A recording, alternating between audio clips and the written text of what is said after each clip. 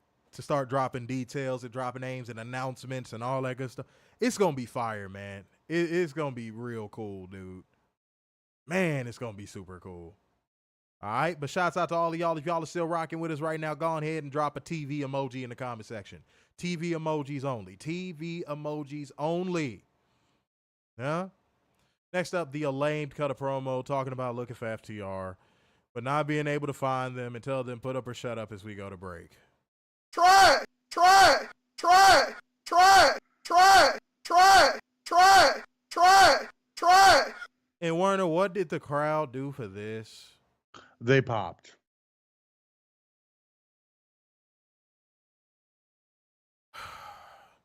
Tony, you will never make the Elaine happen again. You got lucky to make them happen one time. And you had to do a lot of work to get it to happen that one time. Mm-hmm. You're never going to make them happen again. Including let it go. Including ruining Keith Lee. Man, let it go, bro. Let it fucking go. After commercial, Renee Paquette has to sit down with Mariah May. Mariah May, you. I'm like, goddamn, you dirty bitch. You dirty bitch. You dirty bitch. Mm-hmm. Now that's sexy to me. That the little blazer with the little lace underneath with the little skirt and the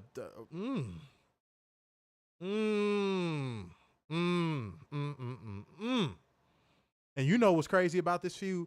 Mariah May never really got a chance to like hit her stride because Tony had been carrying the whole shit. Tony has been doing immaculate work, right? Yeah. Mariah May is about to hit her stride now.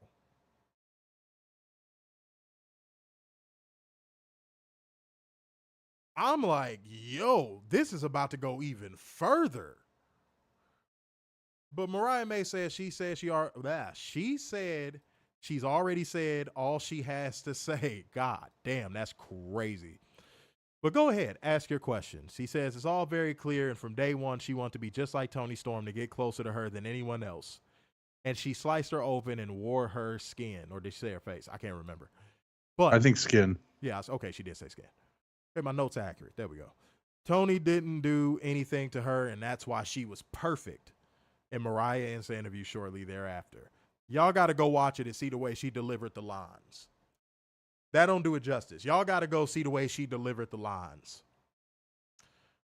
Now, Tony Booty just makes a random entrance and talks about letting what you love kill you, and it all in, it'll be the romance of a lifetime. And the eyebrows. Jesus. She went overkill on those brows. It looked like a profit sheet for Blockbuster. them eyebrows was going down. I was like, what the hell? They went up and then they went down. I was like, what is happening? That girl had Nintendo 64 eyebrows. Jesus. But you know what's funny about it? It plays into that unhinged character. Mm-hmm. It makes me wonder how she's going to show up at All In. I'm curious now. I'm really locked in. Next up, Mercedes Moné and the Brick House, Kamille, make their way to the ring. Kamille looked like $1 million fucking bucks. Yes, she did. What more can I say? She won by pinfall with an X Factor. She looked amazing. She looked fucking amazing. Post-match, Mercedes Moné gets on the mic. She says, you can see why they call Kamille the Brick House, and talks about how Britt Baker is obsessed with her, but who wouldn't be? She says nobody cares about Britt's blood, sweat, and tears. Facts. Because this is her house now, and losing to her is still going to be the greatest thing to happen to Britt Baker's career. Yeah. Tell me where she lied. Yeah. Let's point out the lies. Do we have anything? Mm-mm. Okay, just checking. Yeah. Just checking. Want to make sure that we were on the same page here in this stream. Next up, we had a cheat code of a match, a cheat code of a damn match between Hangman Adam Page and Darby Allin. This was physical. I love when this stuff comes together like this. I was just talking about this on Monday. They utilized not only the entire ring, they utilized the entire outside of the ring. Yes, they did. This is something you just don't see in WWE. If they have to exit the ring, where are they typically at? Outside the ring. No. They're at the fucking announce desk. Right. They don't run around the whole outside. The only person that runs around the whole outside is Braun Strowman with that stupid ass train thing where any logical person would see him running towards them and step out of the way. They utilized the whole ring. They even utilized the ring steps for one spot. This is how main event matches should be booked. And guess what? Y'all want to go even further with it? It had a definitive finish. And both still look strong. Mm-hmm. What a fucking concept. Darby Allin won by pinfall with a folding press after a cheat code of a damn match. This talk less and act more Hangman Page I can get behind. Same. Straight up. And that was the show, ladies and gentlemen. I give tonight's Dynamite. I was teetering on this one. I'm going to give tonight's Dynamite a flat 8. I'm going to give it a flat 8. There was a couple things that could have been better on this show. It was a promo-heavy show, but the promos weren't bad. It's a very promo-heavy show, though. And you had a solid-ass main event. Moment of the night, the main event. It was the example of what I was just describing on Monday. Something you will never see in WWE. You don't even see it at pay-per-views anymore. I'm sorry. Please. You don't even see them at Please anymore. No, you don't. They go straight for that damn announce desk. But go ahead. I'm actually going to go 7-7. Just because it was promo heavy, I'd like a little bit more wrestling. But again, moment of the night, main event, just because it was slow, it was prodding, it had a purpose because Hangman just wanted to show he was a badass for some odd reason. Mm-hmm. Keith said, yes, that was something I wanted to bring up. I almost forgot. Thank you, Keith. We are 5 years into AEW, and we still have first ever matchups to burn through. Yeah. Do y'all think WWE can say that?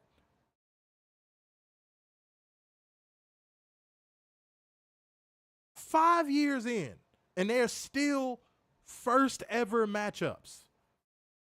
And yeah, Tony Storm did have the doodle bob eyebrows. She did. Mm-hmm.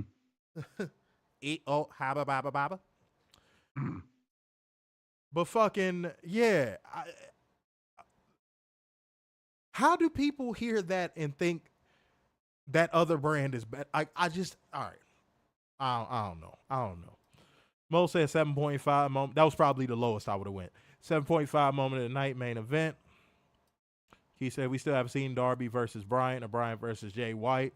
I feel like we saw Bryan versus Jay White. Am I wrong? I thought we've seen that. Didn't that happen on like a Collision? Yeah. Leading up to Forbidden Door? Somebody look that up. I feel like that happened. Could be wrong. I mean, Darby I'll agree with. Huh. But Jay, I think, happened. After said Rampage is going to be trash Friday. Rhea said 8 moment main event. Derek Snyder said, no, WWE can say that. They just refuse to do it. There's a lot of stuff they refuse to do. There's a lot of stuff they refuse to do. Fernando said 9. Okay. Said Darby, Ray Nate Darby jumping off the tunnel. Cool. Said moment of the night. Chris Statlander's 450 splash. All right. Let me see what else we got. Okay, cool. All right. Said, I was trying to see those times. 39 minutes and 28 seconds of wrestling on SmackDown. 33 minutes and 4 seconds on Raw. 3-hour damn show. But that's what that fan base wants. Yep. That's what they want. Mo said 48 minutes and 3 seconds on Rampage. That perfect. 1 hour, 12 minutes and 36 seconds on Collision. Beautiful. 34 minutes and 13 seconds on Battle of the Belts. That could have been a little higher. 53 minutes and 55 seconds on Dynamite. Could have been a little higher.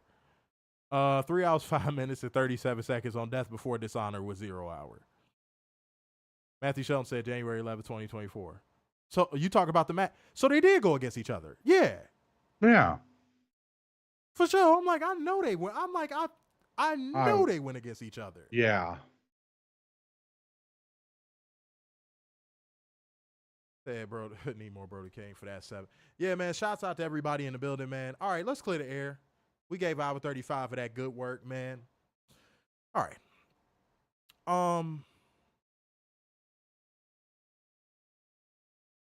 There's certain people that they want you to bend the knee because they're so used to people doing that for them.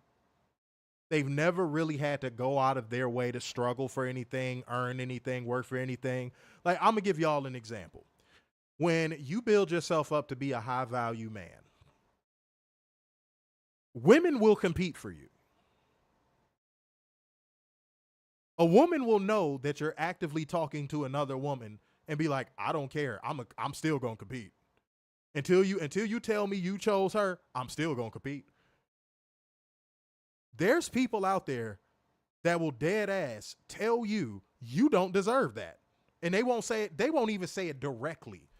It'll be in what they say. They'll be like, oh, well, yeah. You're just out here just, being this type of person. You're out here moving dirty. No, it's just called being a high value man with options. Don't let people shame you for your hard work. Don't let people shame you for what you've built yourself up to be. Now, people may go, oh, I see what you're getting at. You probably don't, actually. Because if you know what I'm getting at, you'll understand one simple thing. I'm not even talking about just pocket watchers. I'm not even just talking about haters. I'm not even just talking about people that just want to see you fail. I'm talking about those people that dead ass will act like they fuck with you. And they'll slide in these little comments that is like, that it's almost like, how did you get that? What makes you think you deserve that? Now you might go, that's a hater. A hater just gonna tell you they don't like that you got it. They just gonna tell you. They just gonna be like, I don't like that you got that. They just gonna tell you. No, this is a person that'll pretend they fuck with you. And they'll pretend they fuck with you heavy. But every time you get a come up or you just got something going on that most people don't have going on, they want to know how. They gonna take little shots at you. A woman can vet 3-4 men at a time and they call it dating, playing the field, surveying your options. A man that's high value, I have 2 women on his roster that are competing, and they'll be like, oh, a woman will be like, oh, so you one of those men. You a slut. You one of those men. You a player. No.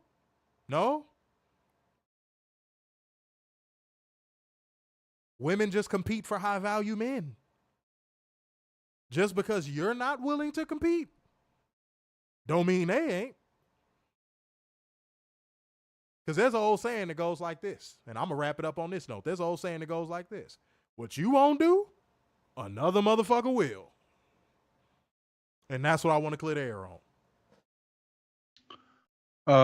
Do your research.